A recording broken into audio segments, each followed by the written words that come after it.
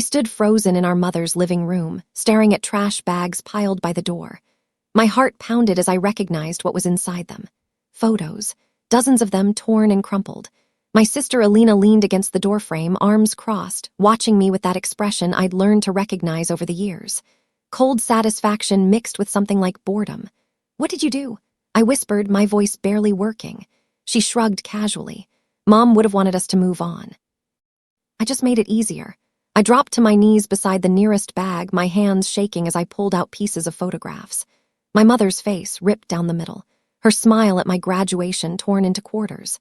Christmas morning when I was 7 shredded beyond recognition. They were just old memories taking up space, Alina said behind me. "You're being dramatic." I looked up at her, tears already streaming down my face. These were all we had left of her. She died 3 days ago. Alina's expression didn't change. "Exactly. She's gone. Keeping pictures doesn't bring her back." I dug through another bag frantically, coffee grounds and torn paper sticking to my fingers. Then I found one photo, half-burned, my mother's eyes still visible through the damage. My name is Lucia Vega, and that day my sister erased my mother, or so she thought. The funeral had been 2 days earlier. Alina had given a perfect speech, her voice breaking at all the right moments, tears flowing at precisely the right times. She'd worn black Chanel and pearl earrings, looking like she'd stepped out of a magazine spread on elegant grief. I'd stood in the back of the church, holding the folded obituary, unable to speak when the pastor asked if anyone else wanted to share memories. My throat had closed completely. After the ceremony, as people filed past offering condolences, Alina had pulled me aside in the parking lot. "You don't need to stay at the house tonight," she'd said, squeezing my arm in what might have looked like comfort to anyone watching. "I'll handle sorting through everything." Her tone had been final, dismissive, like she was already making decisions I had no part in. I should have known then what was coming, but I was too buried in grief to see the warning signs. Our mother had been sick for 6 months, and I'd been there every day, feeding her, bathing her, reading to her when she was too weak to hold a book. Alina had visited twice, bringing expensive flowers and staying for exactly 1 hour each time. Yet somehow she was now in charge of everything. How had that happened? When had I agreed to that? The next morning, I'd returned to pack up my mother's bedroom. The room where I'd spent countless nights sleeping in the chair beside her bed, where we talked about everything and nothing, where she'd told me stories about her childhood I'd never heard before. But when I arrived, Alina was already there, moving through the space with efficient purpose. Everything had been sorted. The jewelry box sat empty on the dresser. The letters my mother had kept in her nightstand were gone. The photo albums that had lived on her bookshelf had vanished. "Where are Mom's things?" I'd asked, panic rising in my chest. Alina barely looked up from the box she was tapping shut. "I donated most of it. The Salvation Army came yesterday. They were very grateful. You donated her jewelry, her letters. Those were personal." Alina sighed like I was being unreasonable. "Lucia, keeping every little thing isn't healthy. Mom wouldn't want us to become hoarders." She'd handed me a single framed photograph. The glass was cracked, the frame scratched. "That's all that was left worth keeping," she'd said. The photo showed our mother at age 30, before either of us were born. A stranger's smile in a damaged frame. It felt like a metaphor for everything Alina was doing, taking away the memories that mattered and leaving only broken pieces. That afternoon, Mrs. Chen from next door had approached me quietly as I sat on the porch steps. "I saw your sister last night," she'd whispered, glancing nervously at the house. "Around midnight. She was throwing boxes into the garbage bin, big ones. I'd run to the side yard where the bins stood. The neighbor was right. Inside were bags and boxes, soaked from rain, full of my mother's life. Photo albums with water-damaged pages. Letters written in her handwriting, ink bleeding into illegibility. The quilt she'd made when I was born, torn and muddy. I'd stayed there for hours as the sun set, sitting on the driveway, trying to salvage anything I could. Carefully separating photos that could maybe be restored, smoothing out letters, trying to read the words before they faded completely. It felt like trying to stitch my mother's soul back together, one torn piece at a time. The neighbors watched from their windows but didn't come out. Maybe they thought I was crazy. Maybe I looked crazy, covered in coffee grounds and dirt, crying over scraps of paper. But these scraps were all I had left of the woman who'd raised me, who'd loved me, who'd been my best friend. And my sister had thrown them away like garbage, deliberately, cruelly, with that same cold satisfaction I'd seen in her eyes earlier. Alina found me there as darkness fell. The motion sensor light clicked on, illuminating her standing at the edge of the driveway. "You're insane," she'd said, her voice sharp. "Stop embarrassing yourself in front of the neighbors." I'd kept sorting photos, not looking up. "These are Mom's memories, our memories." She'd walked over and grabbed the torn photos from my hands, shoving them back into the bin. The rough gesture had torn several pieces further. "Mom would be ashamed of you," she'd hissed, "acting like this, making a scene." I'd finally looked up at her then, meeting her eyes. Her face was twisted with anger, but something else flickered there too. Something that looked almost like guilt or fear. But her voice had cracked slightly when she said Mom. Just for a second, her perfect control had slipped. That's when I'd realized something important. Guilt lived beneath her cruelty. She knew exactly what she was doing. And some part of her, buried deep, knew it was wrong. She turned and walked back into the house, slamming the door hard enough to rattle the windows. I'd gathered what I could salvage and loaded it into my car. Not much. Maybe 20 photos out of hundreds. A few letters that were still readable. The torn edge of the quilt. It wasn't enough. It would never be enough. But it was something. 2 days later, I'd finally worked up the courage to ask about our mother's will. Alina had been sitting at the kitchen table, laptop open, going through files with practiced efficiency. "What did Mom's will say?" I'd asked. She'd looked up, her expression smoothly sympathetic. "It's simple. Mom left everything to both of us. Equal shares. Don't worry, I'll handle all the paperwork." But something in her tone had felt rehearsed. Practiced. When I'd asked to see the will, she'd waved her hand dismissively. "It's at the lawyer's office. I'll get you a copy once everything's filed. For now, just trust me, trust." That word had stuck in my throat. I'd nodded and left, but the unease had grown stronger. That afternoon, I'd called the lawyer's office myself. The assistant had been confused. "I'm sorry, Ms. Vega, but we haven't received the will yet for filing." "Are you certain your sister submitted it?" My stomach had dropped. "No," I'd said. "I'm not certain of anything anymore." The assistant had been sympathetic but professional. "Once it's filed, it becomes public record.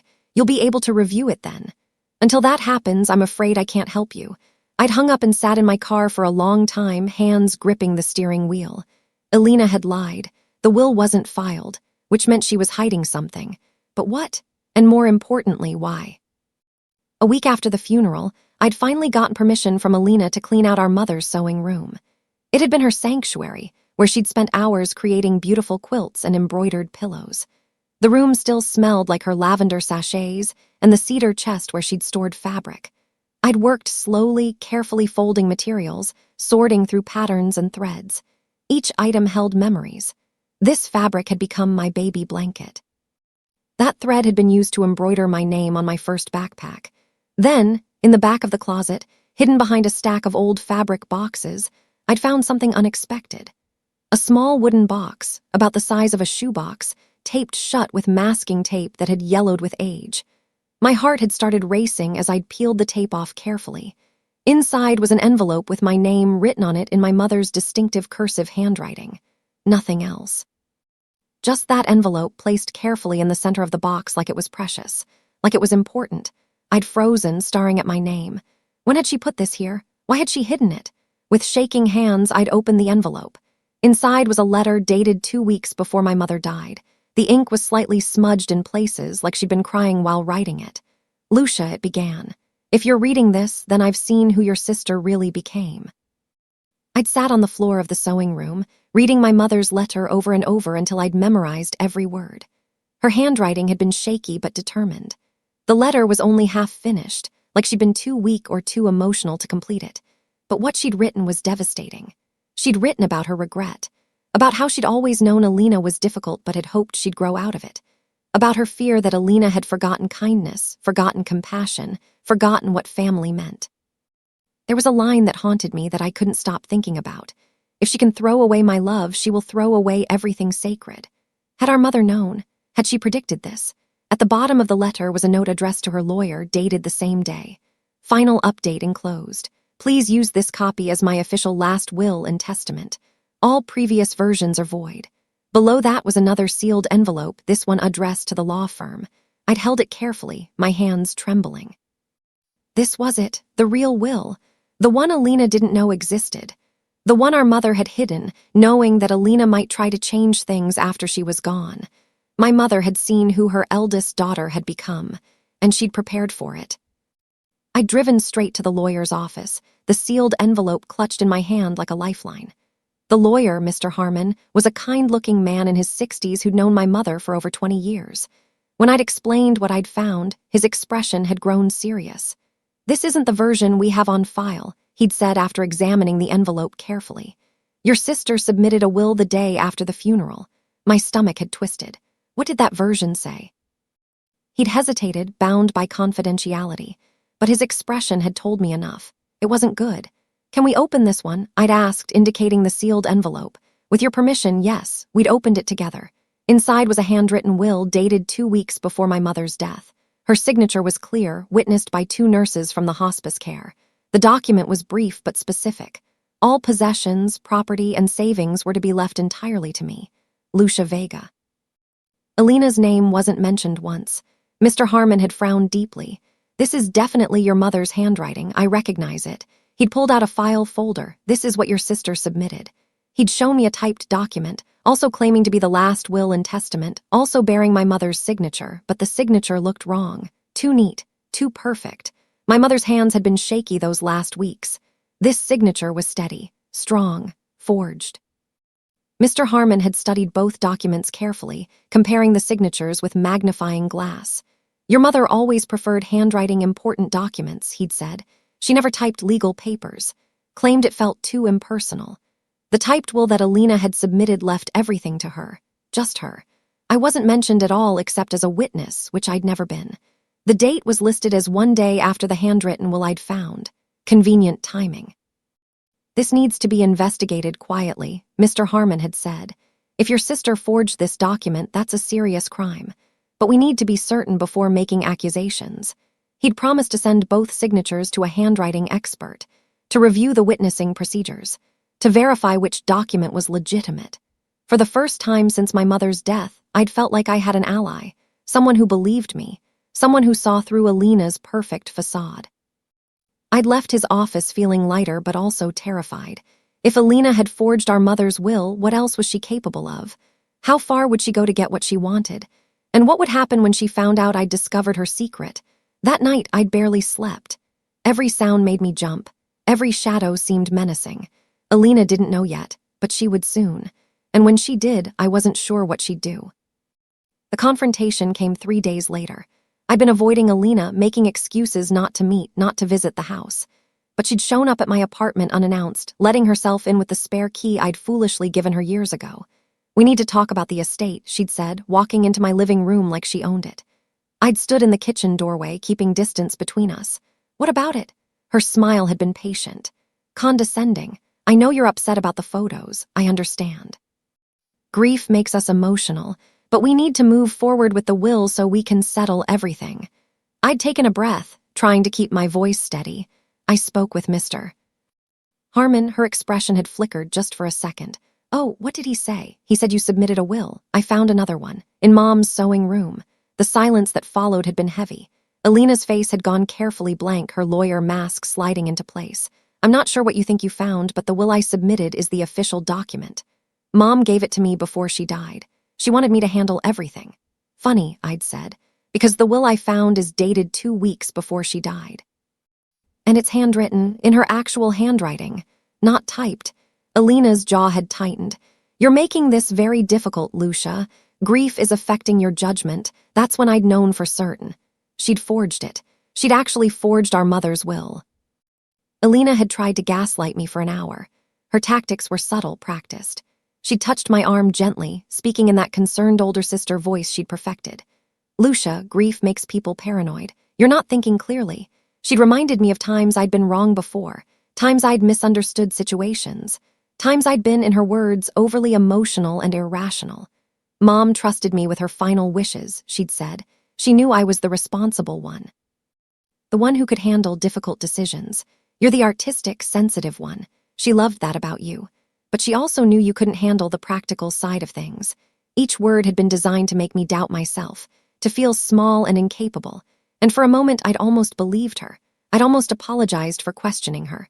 Then I'd remembered the letter, Mom's actual words. "If she can throw away my love, she will throw away everything sacred." My mother had known. Had predicted this exact moment. I'd met Alina's eyes steadily. Mr. Harmon is having both signatures analyzed. We'll know the truth soon. Alina's expression had shifted. The concern had dropped away, replaced by something cold. You're making a mistake, she'd said quietly. Fighting me on this will only make things worse for you. Then she'd left, taking my spare key with her. I'd locked the door behind her and leaned against it, my heart pounding. The battle lines had been drawn. And I had no idea how dirty this fight would get. Mr. Harmon called 2 weeks later. The handwriting analysis was complete. I'd driven to his office immediately, my hands shaking on the steering wheel. The expert was very clear, he'd said, showing me a detailed report. The signature on the typed will doesn't match any known samples of your mother's handwriting. The letter formations are too consistent, the pressure too even. He'd pulled out comparison samples. My mother's real signature from various documents, bank papers, medical forms. The handwritten will. They all showed the same shakiness, the same slight tremor in the letters. The typed will's signature was perfect, smooth, done by someone with steady hands, someone younger, someone like Alina. This is fraud, Mr. Harmon had said gravely. Clear, intentional fraud. He'd begun quietly building a case, documenting everything. The forged signature, the timeline inconsistencies, the witnesses who'd never actually witnessed anything. Meanwhile, I'd started my own documentation. Every text from Alina, every email, every conversation. I'd found other evidence too, small things that added up. Our mother's favorite bracelet, the one Alina claimed was lost, sitting on Alina's bathroom counter. I'd taken photos. Jewelry that was supposed to have been donated, now in Alina's house. More photos. A pattern was emerging. Alina had systematically taken everything of value and lied about all of it, but I'd been careful, quiet. Learning to smile back at her while gathering evidence. She had no idea the trap was closing. Alina hosted a family dinner a month after the funeral. Aunts, uncles, cousins. She'd taken over hostess duties at our mother's house, playing the grieving but gracious eldest daughter. I'd almost declined the invitation. But Mr. Harmon's legal assistant, a sharp woman named Carmen who'd been helping with the case, had encouraged me to go. Document everything, she'd said, how she acts, what she says, you might need it. So I'd gone, wearing my mother's necklace, the one Alina didn't know I'd rescued from the trash. At dinner, Alina had made a toast. To Mom's memory, she'd said, raising her glass. Her eyes had found mine across the table. And to moving forward even when some of us struggled to let go. The jab had been subtle but clear. Later, she'd laughed with our aunt. Lucia still thinks Mom left her something significant. Can you imagine? Everyone had looked at me with pity. Poor Lucia, delusional with grief. I'd said nothing, just smiled and sipped my wine, because across the table, Carmen caught my eye and gave a subtle nod. The handwriting analysis was complete. The forgery case was solid. The test results had confirmed everything. Alina had no idea that her perfect facade was about to crumble, that every lie she told was being documented, that the trap she'd walked into was already sprung. Patience, I'd reminded myself, just a little longer. I'd finally confronted Alina directly the next week. She'd been at the house, sorting through our mother's china collection, deciding what to keep. I'd walked into the kitchen where she stood. You forged Mom's signature, I'd said quietly. No preamble, no build-up. Her hands had stilled on the teacup she'd been examining. Excuse me. The handwriting analysis came back. The signature on your will doesn't match Mom's actual handwriting. She'd set the teacup down carefully, turning to face me. Her expression had been amused, dismissive. Lucia, you can't prove anything. That's the thing. A handwriting analysis isn't admissible in court unless both parties agree to it. I'd pulled out my phone, showing her photos of documents. Mom's real signature, the forged one, side by side. The differences were obvious once you looked. I'd also shown her something else. The letter Mom had left me. The real one in her handwriting. If she can throw away my love, she will throw away everything sacred. Alina's face had gone pale. Where did you find that? Mom left it for me. She knew what you were, what you'd become.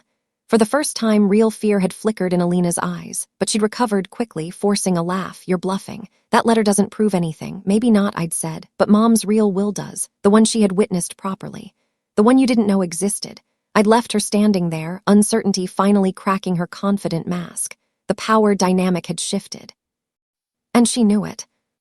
Mr. Harmon filed a motion to invalidate Alina's forged will and reinstate the legitimate one. The court proceedings moved slowly, but each step brought new revelations. The estate was frozen pending investigation.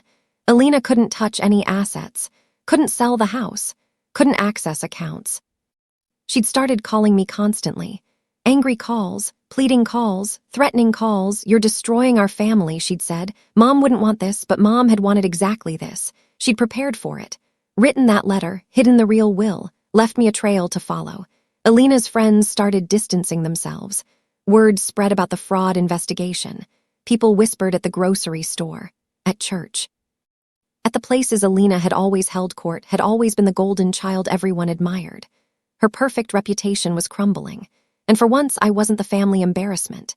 She was. One evening she'd shown up at my apartment again, but this time she was crying. Real tears, not the practiced ones from the funeral. "I made one mistake," she'd sobbed.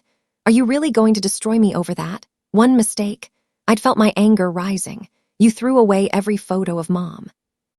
You forged her will. You stole her jewelry. You gaslit me for weeks. Those aren't mistakes, Alina. They're choices." She'd stared at me, shocked that I wasn't backing down, that I wasn't the soft, easily manipulated little sister she'd always known.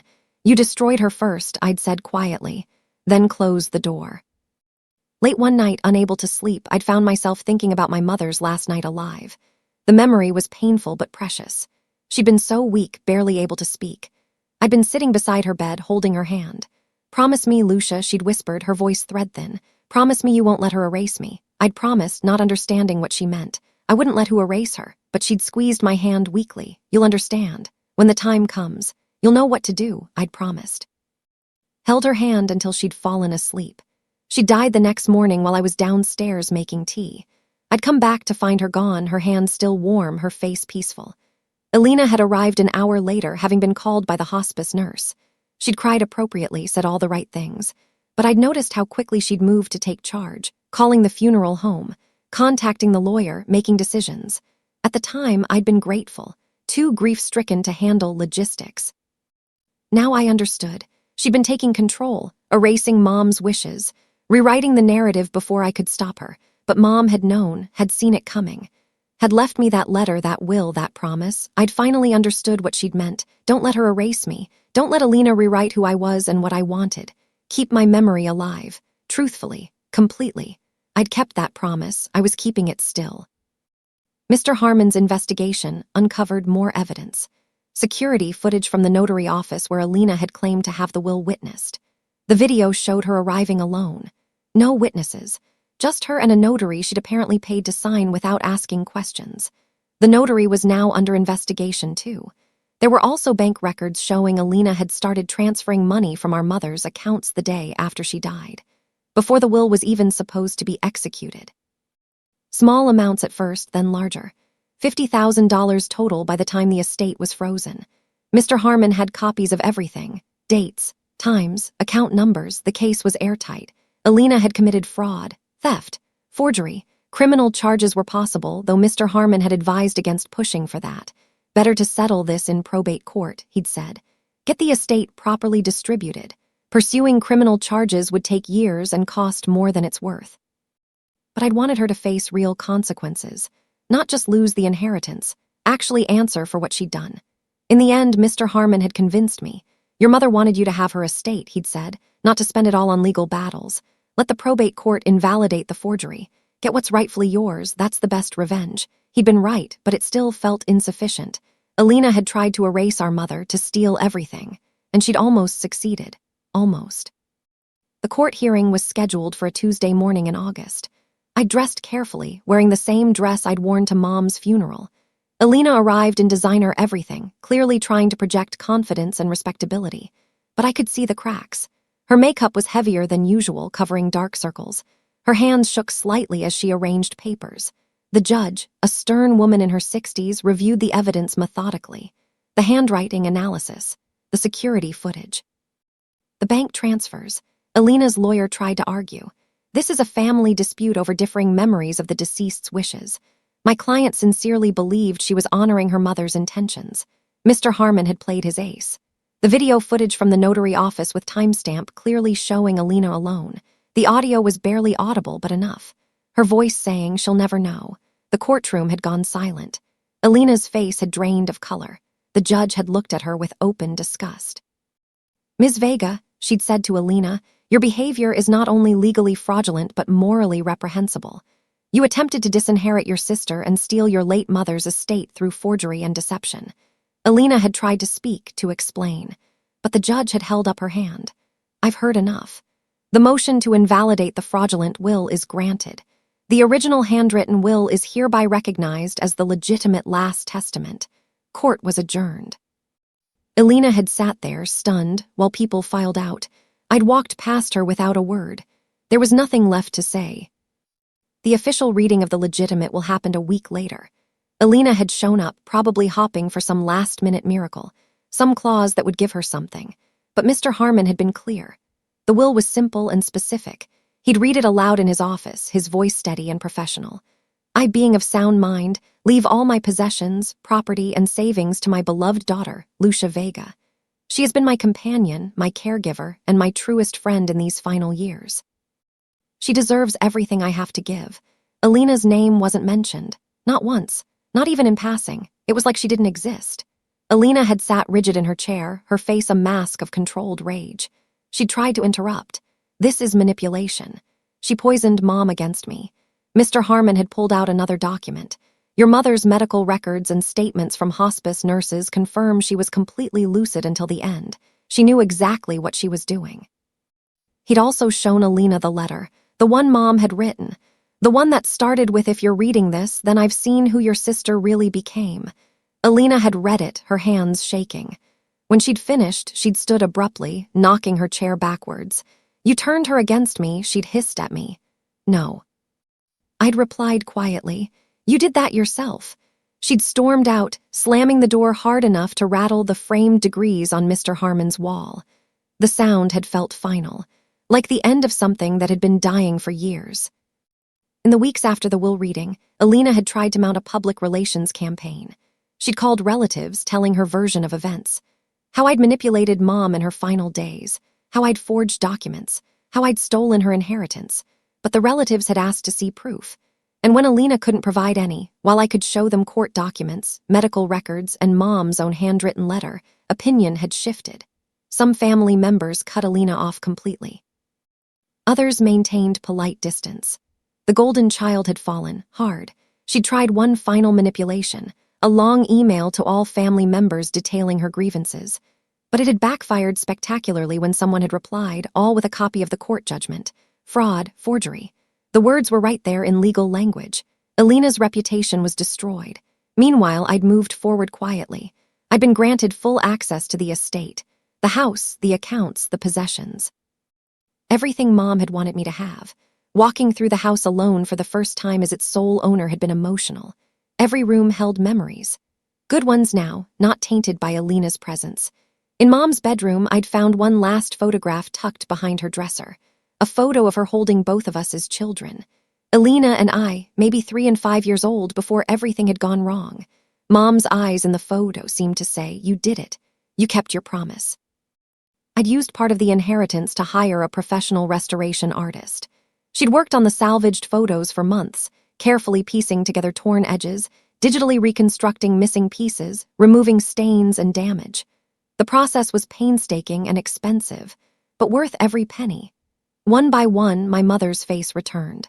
Her smile at my high school graduation, her laughter on Christmas morning, her gentle expression as she held me as a baby. Every memory Alina had tried to destroy was restored, better than before. I'd created a new album, bound in soft leather with gold embossing on the cover. For Lucia, from Mom. Inside were 200 pages of restored photographs, every significant moment of her life, our life together. The photos Alina had thrown away now lived forever, preserved and protected. I'd made digital copies too, backed up in 3 different places. These memories couldn't be destroyed again, wouldn't be lost. My mother's face, her story, her love, all of it saved. The restoration artist had cried when she'd finished the final photo. "Your mother was beautiful," she'd said, "inside and out. You can see it in every picture." Yes, I'd agreed, you could. The love in her eyes, the kindness in her smile, the gentle strength that had defined her. That was the mother I wanted to remember, not the painful end, not the conflict with Alina, just the love, pure and uncomplicated. 6 months after the will was settled, Alina had called. It was late, past midnight, and I'd almost let it go to voicemail. But something had made me answer. What? My voice had been cold. Silence for a long moment.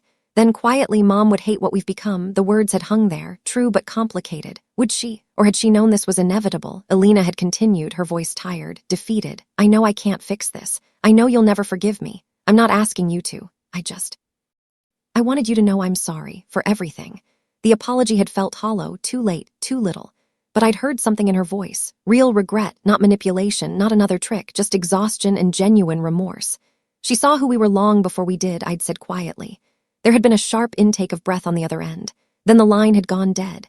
She'd hung up without another word. I'd sat in the darkness, phone in hand, feeling nothing. Not satisfaction, not forgiveness. Just a profound sense of ending. We'd been sisters once. Before Mom's illness, before the inheritance, before everything had gone so terribly wrong.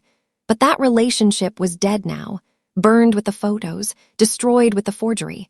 Some things couldn't be restored, no matter how skilled the artist. Some damage was permanent. Some endings were final. On the first anniversary of my mother's death, I'd opened something I'd been planning for months. The Vega Foundation for Memory Preservation. A small community library and archive dedicated to helping families preserve their histories. The building was modest but beautiful. Light-filled rooms with comfortable chairs. Digital restoration equipment. Archivists who could help families organize and protect their precious photographs and documents. At the opening ceremony, I'd placed my mother's restored photo on the front desk. The one from the new album. Her smiling face, forever preserved, forever safe. "You can't erase love," I'd whispered, touching the frame gently. Even when someone tries. Families had started coming immediately. Older couples wanting to preserve their photos before it was too late.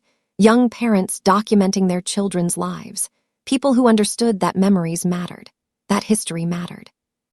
That the faces of people we love shouldn't be lost to time or cruelty. The work was fulfilling in a way I'd never expected. Every family I helped felt like honoring my mother, like keeping the promise I'd made. The foundation grew. More volunteers, more equipment, more families helped. Within a year, we'd restored over 1,000 family photos, saved countless memories, given people back pieces of their history they'd thought were lost forever. My mother would have loved it. This legacy of preservation and love. 2 years after opening the foundation, I'd been walking past the building one afternoon when I'd seen a figure standing across the street. Just standing there, staring at the sign. The Vega Foundation. My mother's name honored and remembered. I'd recognized Alina immediately despite the distance. She'd looked older, harder. Her clothes were less expensive. Her car, parked nearby, was several years old. She'd stood there for a long time, just looking. Then she'd pulled out her phone and taken a photo of the building. Of our mother's name displayed prominently above the door. Had she been documenting it, trying to prove something, or just acknowledging the reality that our mother's legacy would continue without her? I'd watched from the window as she'd finally driven away. Slowly, like leaving required effort. That evening, I'd found a donation in our system. Anonymous. $100 with a note that read simply, "For preservation." The email address had been unfamiliar, but the timing was impossible to ignore. Alina. Maybe it was her way of apologizing, of acknowledging that I'd been right, of honoring our mother in the only way she had left. I'd accepted the donation, used it to restore a family's damaged wedding album, turned it into something positive, because that's what this place did. Transform pain into preservation, loss into memory, erasure into permanence. My mother's face smiled from the photo on the front desk. Watching over everyone who entered, protected forever by the foundation that bore her name. Alina had tried to erase her. Instead, she'd be remembered by hundreds of people. Thousands eventually. Her name on a building. Her story told to everyone who asked why the foundation existed. Her legacy of kindness and love preserved in every family photo we restored. That night, I'd sat in my office at the foundation, surrounded by albums and memories. The wooden box my mother had left me sat on my desk, empty now of the letter and will, but still precious. I'd kept it as a reminder of her foresight, her wisdom, her knowledge that sometimes the people who should protect you are the ones you need protection from. I'd opened my laptop and started writing, not for publication, just for myself, for the record, the true story of what had happened, how my sister had tried to erase our mother, how our mother had prepared for exactly that. how love and preparation had been stronger than cruelty and greed. The words flowed easily, years of grief and anger and triumph finding their outlet. By dawn, I'd written 50 pages, every detail documented, every emotion explored, every lesson learned. I'd saved the document with a simple title, The Truth About Alina and the Will. Then I'd locked it away, not to share, not to publish, just to exist, because truth had power even when it stayed private, because knowing the full story, having it preserved, was enough. The foundation opened at 9. Families started arriving. A grandmother with photos from the 1940s, a young father with water-damaged baby pictures. Each one received the same care and attention, each memory treated as sacred. Because they were sacred, every face, every moment, every piece of someone's history. That's what Alina had never understood. That's what she'd tried to destroy, the sacred nature of memory, the irreplaceable value of photographs that captured love. She'd failed completely. Mom's memory lived on, stronger than ever, protected by legal documents, preserved in photographs, honored by a foundation that would outlive us all. At lunch, I'd walked to the small garden behind the foundation. We'd planted it using flowers from my mother's garden, roses she'd tended, lavender she'd loved. Her presence was everywhere if you knew where to look. I'd sat on the bench we'd dedicated to her memory and pulled out my phone. For the first time in 2 years, I'd looked at Alina's social media. Her life had changed dramatically. The expensive clothes were gone, the designer bags absent. She'd moved from our mother's neighborhood to a smaller apartment across town. But there was something else, too.